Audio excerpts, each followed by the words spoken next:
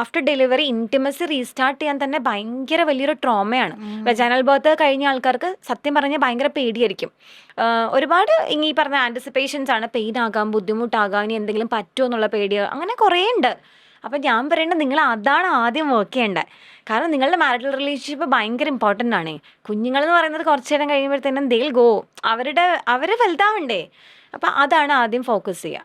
പിന്നെ നിങ്ങളുടെ കാര്യം പേഴ്സണലി ഫസ്റ്റ്, അത് കഴിഞ്ഞിട്ട് ഈ നമ്മുടെ റിലേഷൻഷിപ്പ്, പിന്നെ baby, then decide the priority. വാവയെ നോക്കാൻ വേറെ കുഴപ്പമൊന്നുമില്ല, യു ക്യാൻ മാനേജ്, നന്നായിട്ട് സേഫാണ്, വേറെ കുഴപ്പമൊന്നുമില്ലെങ്കിൽ then go back to your work. Who is stopping you? Motherhood എന്ന് പറയുന്നത് ഒന്നിൻ്റെ ഒരു സ്റ്റോപ്പല്ല, ഇറ്റ്സ് ജസ്റ്റ് ആഡഡ് തിങ് അല്ലേ, ആഡഡ് റോളാണ്. അപ്പോൾ അതിലേക്ക് പോവുക. ഇനി ഗിൽറ്റ്, ഷിപ്ല, അത് ഗിൽറ്റ് എന്ന് പറയുന്ന സാധനം ഉണ്ടല്ലോ, കുറേ ടെക്നിക്കലി നമുക്കതിന് പറയാൻ പറ്റും. ഞാൻ എളുപ്പത്തിൽ പറഞ്ഞാൽ ഇറ്റ്സ് ലൈക്ക് നമുക്ക് രണ്ടായിട്ട് കാറ്റഗറൈസ് ചെയ്യാം, അകത്തുനിന്ന് വരുന്നതും പുറത്തുനിന്ന് വരുന്നതും. ഇപ്പോൾ ഞാൻ വർക്കിംഗ് വുമൺ ആണ്, എൻ്റെ കുഞ്ഞ് വീട്ടിലുണ്ട്, എൻ്റെ മദറാണ് വാവയെ നോക്കുന്നതെന്ന് വിചാരിക്കും. ഞാനൊരു 4 month ബേബിയുടെ അമ്മയാണെന്ന് വിചാരിക്കുക.